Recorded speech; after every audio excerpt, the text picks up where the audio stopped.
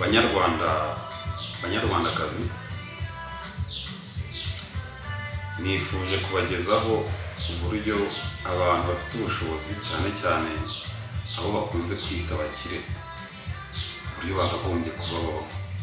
Cyane cyane abakire usanga nibyo bafite ubutunzi, bafite amafaranga, bageze ku bintu byinshi kandi barakoze bigaragara, ariko ugasanga rimwe na rimwe ntibazi kubaho. Ugasanga ufite umudamu mwiza ku cyumweru muri weekend umunsi wo kuruhuka, benshi njya mbabona aho unyuze hose ngo bagiye mu bubari ngo niwo mwanya babonye, kandi mu by'ukuri buri umudamu wawe aba agukeneye muri weekend.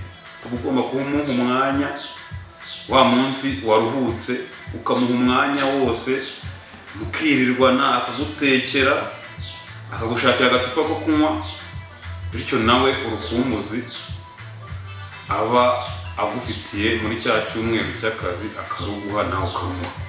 Ariko abagabo benshi usanga bagiye mu bubari hirya no hino, mu mayoga iki n'iki, wafashe umwanya umunsi umwe waruhutse ukawuha umugore wawe, bitwaye iki se? Twagiye rero, ni ukuvuga ngo isomo ry'uyu munsi ndashaka kwereka abagabo uburyo bakagombye guha umwanya abadamu babo mu rugo, noneho uwo munsi ukira umugore akakwishimira, akagutegura, ukamutegura, ndetse mukagera no kuri ya ngingo ntashatse kuvuga. Abakuru murabizi si ngombwa kuvuga ikintu ku kindi. Twagiye rero, ubwo mu rugo byanga bikunze abo bose baba bafite icyo kunywa cyangwa bafite amafaranga. Nk'ubu ngiye nigereye iwanjye ndagira ngo munkurikire murebe uburyo umukire ngewe uko mbyumva yagombye kubaho. Nk'ubu nigereye iwanjye mfite agacupa kanjye, nkurikire. Ariko nta nubwo nshaka kwamamaza, mumbabarire cyane. Ubwo inzoga ndi bunywe ntabwo muri bubimenye, ko ntabwo nshaka kwamamaza, ubwo nta muntu wantumye kwamamaza. Ababikeneye nabo niba bashaka kwamamaza ubwo bazangeraho, nibuze kuba nimero ya telefone yanjye. Niyo mpamvu ndagerageza inzoga ndi bunywe, nta muntu uramenye izina ryayo, ariko mu by'ukuri ngira ngo murayibona. Ni akaruga k'abagabo nyine bagomba kunywa ku cyumweru kugira ngo no mu rugo na hahandi ugeze mu cyumba ibintu bigende neza. Gatera peti ku gitanda, mu buriri ni sawa, abaridana by'ukuri ukicara muri salo iwawe mu gihe ugitegereje umudamu wawe ko ari mu gikoni akuzanira icyo ari kugutegurira muri salo, nawe ukaba ufite akantu kakanywa, warangiza akakuzanira ibyo yaguteguriye.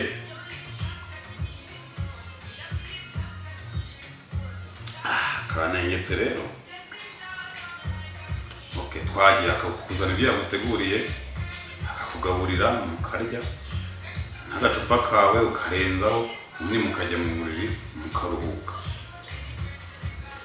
Nimugoroba ukongera ukabyuka, umaze kuruhuka ukongera ukajya asubira kuri ka gacupa ukagasoma, umudamu akongera akagutekera.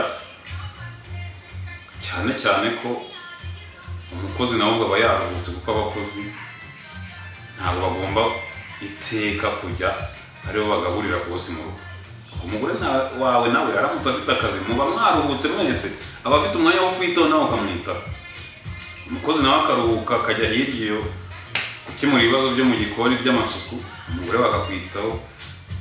Mu by'ukuri mukishima. Nimugoroba wabyuka nyine ugasubira kuri ka gacupa, umugore wakongera gutegura, mukagerageza kuryama hakiri kare, byibura nka saa 2 mukamugeze mu buriri. Buri imibonano mpuzamahanga hari n'uburyo nabyo bitasigaye inyuma. Imibonano hari uburyo ipanzwe, buriya bavuga yuko byibura kubonana gatatu mu cyumweru. Rero wakwibaza ngo ni kuwa kane no kuwa kane, ubundi kuwa mbere abakozi bose mwe muranabindusha, bavyukira muri stress y'akazi. Kuwa mbere no umunsi w'akazi, umuntu wese ajya guhiga amafaranga nk'uwo yataye, kuko ku cyumweru aba yariye menshi. Kuwa kabiri nabwo ariko kuwa gatatu buri esheke bimaze kuvamo, kuwa gatatu uba ugomba kubonana n'umugore wawe mugakora imibonano ukishima, kuko amafaranga wasohoye ku cyumweru aba amaze kugaruka. Kuwa gatatu rero nta kintu cyatuma utabonana n'umugore wawe kuko mu bwonko haba hatemeze neza, nta kibazo uba ugifite cyo gusimbagurika ngo amafaranga ngo nariye menshi. Tukagenda tukava kuwa gatatu tukajya kuwa gatanu. Kuwa gatanu murabizi abakozi bakorera leta, simba mu Rwanda gusa, ndavuga no hanze y'u Rwanda, kuko buri gihugu cyose kigira icyo twita leta, kandi ndakeka weekend tuyihuriraho. Kuwa gatanu mpere hano iwacu abakozi ba leta bajya muri siporo. Uriya leta ntabwo yasigaye inyuma, yayeretse abakozi ko kuwa gatanu ni ukujya muri siporo bagategura umubiri, none ukaza kugera iwawe umubiri wose ari fresh na leta yaguhaye umwanya wo gukora siporo. Ubwo ni umuhango kuwa gatanu nimugoroba ugera iwawe umeze neza, ukajya muri dushe ugakaraba, ukongera ugafata ku gacupa nkaka naberetse nyine. Nyuma yaho umugore akagutekera, kubona iyo weekend muyihuriraho nawe niba ari umukozi wa leta nawe muba mwahuje uwo munsi leta yabageneye, cyangwa se niba akora akazi ko mu rugo nabwo aba yakwitegura. Noneho ubwo murumva iyo mugeze mu gitanda ya saa ya saa 2 n'ubundi icyo bita kuri ka gahunda kagenda neza. Noneho rero nyuma yo kuwa gatanu, kuwa gatandatu ushobora kwambara isengeri n'ikabutura ukajya muri quartier ugasura abantu, ukajya no ku gasantere ukagura icupa kugira ngo usangire n'abavandimwe n'inshuti, kuko ntabwo uzahora unywa icupa ryo mu rugo gusa. Kuwa gatandatu ugomba kujya ku gasantere, bwakwira ukaza ukaryama ukaruhuka. Ku cyumweru rero ariho nahereye ugomba kwirwa mu rugo, kubera yuko kuwa mbere umunsi w'akazi. Noneho rero ku cyumweru buriya ubundi abahanga ukuntu babitekereje, ntabwo ugomba kuva mu rugo utabonanye n'umudamu wawe, kuko buriya nyuma yo kubonana akazi kagenda neza. Ntabwo ku cyumweru mugomba kuryama kare mukaruhuka, mwamara kuruhuka mukabonana mugakora gahunda kuri gahunda, uko abantu bakuru ibyo mvuga barabyumva, si ngombwa kuvuga iby'abana bahita bumva.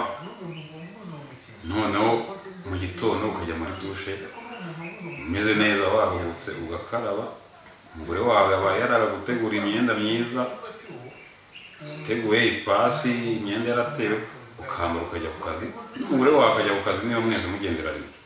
Icyo weekend mukamwiriye neza. Bagabo mu by'ukuri ibyo bibananiza iki? Mwakwivanyemo ibintu byo kudaha abadamu banyu umwanya, kandi buri ako ka uramutse ugakoze umudamu wawe ewana arishima, nawe uwumva yumve. Tuzongera guhurira mu kandi kaganiro nzabategura. Murakoze.